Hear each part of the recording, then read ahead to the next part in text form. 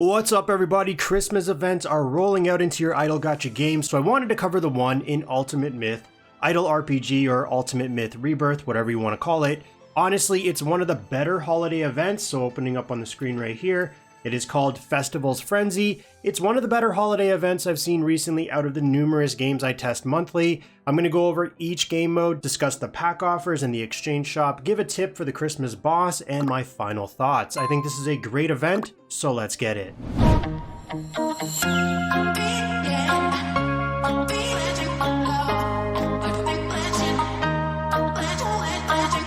Opening up the Festival's Frenzy on the screen right here, there's going to be a few modes to cover.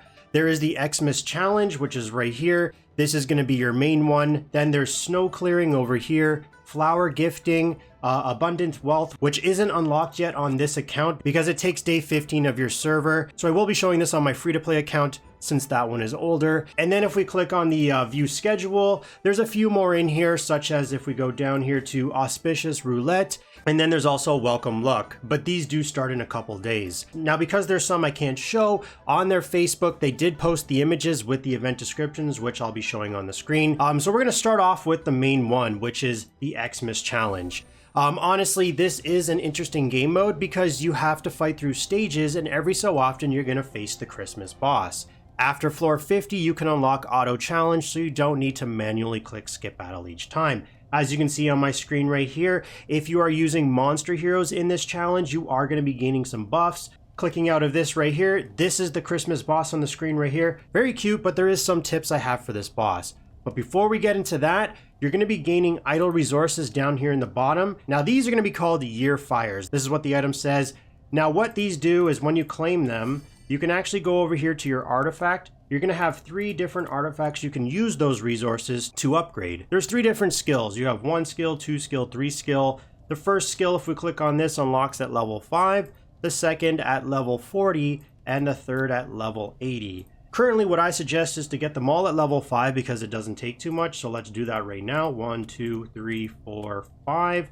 There we go. We just unlocked the first skill. But what I suggest is to get them all level 5. Now you can reset these for gold. It doesn't take too much. I'm pretty sure the higher level of artifacts you have, the more gold this is going to cost. What I based my investment off of is the attributes. So you can see right here for the Christmas hat, you get block, pen, and def ignore. If you go into the wreath, you get crit res, and def ignore. And the snowman, you get hit, dodge, def ignore. So right now I'm going with block and pen. Also, if you look at skill level 2, the energy recovery effect of your side heroes is increased by 120%. And obviously, as you level it up further, you can see 2, 3, 4, 5, the energy increases. This is really good because the higher energy recovery effect, the faster your heroes can use their ultimates. Moving over to the wreath, you can see this one isn't that good. I mean, after your faction uses Dragon Ball, it will deal 5% damage to all enemy heroes. I mean, yeah, this is going to increase over time, but this is just damage. I'm already doing a lot of damage with my heroes, so I'm not too concerned about this one right now. Moving over to the snowman, this one, however, does seem pretty good. At the start of each turn, there is a 50% probability to randomly seal one enemy hero for 1 turn, and you can see the probability increases as you level it up. Why this is good is because when you seal the hero, they're not able to use their ultimate. So obviously that is where the bulk of the damage of your heroes comes from. So this is really good, especially for the boss, which I'm going to be getting into very shortly. But you also have challenge bonus for specific heroes. This is actually pretty interesting, and I really like what they did here. So the first one, you have this hero. I'm not going to try to pronounce this name, but if we go into my roster 1 second, let me click on my heroes. That hero is, if we filter this out, I believe is immortal. Yeah, right there. So this is the hero. You can see right here what it says. It's a buff, AoE damage, and barrier type hero. But what's really good about this one is if you look at her ultimate, you can see right here, she uses a lotus flower to attack one enemy target. And specifically when you're versing that boss, that's going to be targeted, causing damage, which is, you know, whatever, but reducing its energy to 0. This is very important because when you get into those higher floors, higher stages, the difficulty ramps up. And if that boss gets off his ultimate, at least for me, it one-shots my entire team. So if we go back into the event, Christmas Challenge. Now, if you do have this hero, the more stars she has, or the more stars the other ones have, you actually gain a little bit of a bonus here. You can see reduces the enemy's energy recover by 5% during battles.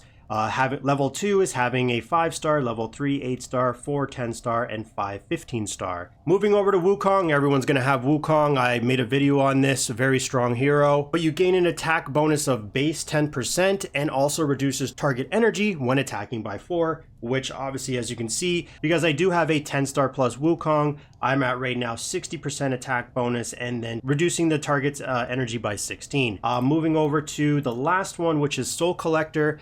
Now, so far, Soul Collector, I've actually started to really like this hero. There is a nice mix of damage and healing for your team. If I go over to my roster right now, I believe this is one of my more invested. As you can see right here, I do have this hero at 7 stars. You can see it's a debuff, AoE damage, and barrier type hero. I like how Soul Collector provides a damage and defense buff, as you can see here by black and white skill. Now, because this is a DPS hero, aka Assassin, you can see at the top right here, if you look at the ultimate, why they heal so much for your team is because right here you can see, where is it? Right here, casts a barrier lasting 3 turns in the allied formation, immediately healing all allies for an amount equivalent to 60% of attack. Because like I said, it's an assassin DPS, the more stars you do, the better base stats you're going to have, and this is going to actually heal quite a lot. And then on top of that, you can see within this barrier, before each allied attack, once again heals them for an amount equivalent to a percentage, 30% of the attack. So overall, this is a very helpful hero that I've been enjoying. Going back to the Festival's Frenzy, clicking here, going into the Xmas Challenge. If we look at the challenge bonus, one sec, there we go. What this hero does is it restores 2.5% max HP at base value at the beginning of each round in the battle, which obviously goes up like the other heroes the more stars you have. Now for this event, you can use your main 5 team. So if we go click into challenge here, you can use your main 5 that you've been normally using, say in your campaign. Let me click out of this. In your campaign or your tower, but then when you get to the boss, you might have to change it up depending on what you have to work with. So you're going to want to be running specific heroes that can either reduce the enemy's energy, thus preventing an ultimate. Like I said, in the higher stages, if that gets off, it one-shots my team. Right now, because this did just unlock on my spender account, I haven't been pushing too much. So this boss is going to die way before it even gets the ultimate off. But further down the line, like say on my free-to-play account, where I believe I'm on floor like 500 or 600, if that ultimate goes off, it's a GG. All right, so what we're gonna do is we're gonna just take off all the heroes right here. If you do not have that hero that I was mentioning, reduces the target's energy to 0, so that is right here. If you do not have this hero, there's gonna be alternatives. So I'm gonna place her in the first spot just because that way she's gonna be the first one to get that ultimate off and reduce that and reduce the energy. So let me just put I don't think it really matters what team I put here. I do know that I'm gonna have to, oh, okay, I have to put a leader. So I'll put this one here.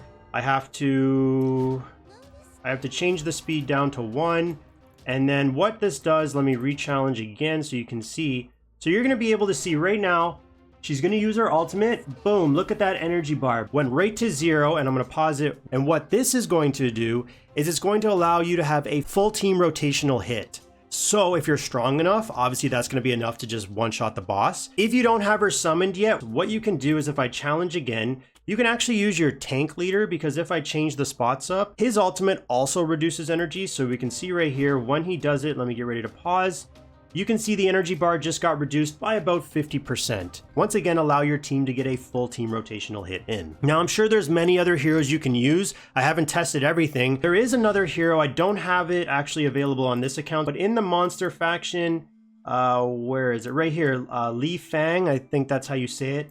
His ultimate, why it helps is you can see right here, it puts the enemy with the highest attack, and obviously because it's a boss, there's going to be one enemy on the battlefield. It puts the boss into an unbalanced status, lasting for 2 turns with a 20% probability of each attack missing. That includes the ultimate. I'm sure there's other heroes that are very beneficial, but these are just what I've been using. Leave a comment down below if you have any specific heroes that have helped you out for this event's boss. Other than that, the rewards are actually very good. If you go right here and you click on the rewards chest, you can see every 10th floor, you're gonna get some of these rewards.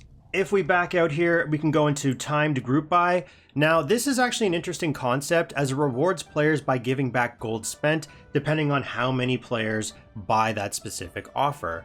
So the more players that buy, you can see right here for this offer, 8,979 players so far at the time of this recording have bought this pack. So we're getting the max discount back. Now personally, I don't think every pack here is worth it, even with the discount. And the other thing I don't really like is you don't get the gold back right away. You need to wait till this event ends, like I said. Otherwise, I would definitely be buying up a lot more. But I like having a lot of gold because I'm still new to the game. I don't know what types of events are going to launch, and maybe I need a lot of gold for. So what I'm going to do is I'm going to wait till the last day, and then I'm going to buy the packs that I want. Because you can see at the bottom, there's still the beast ones to unlock, the pet ones to unlock, and also for forging as well. Moving into the snow clearing, I think this one is okay, but it could have been done better by allowing you to buy more shovels with gold or gaining them from your daily quests or in your AFK rewards if they added more floors, because right now it looks like there's just one floor. How this basically works is if you click on your quests, you can see you have your daily quests. You have to reach 100 daily activity level, very easy. Fast reward 2, very easy. Daily login, easy. Immortal Palace summon 10, which could be hard, but basically what this is going to allow you to do is get 17 shovels a day. Now there is a board space of 81 squares,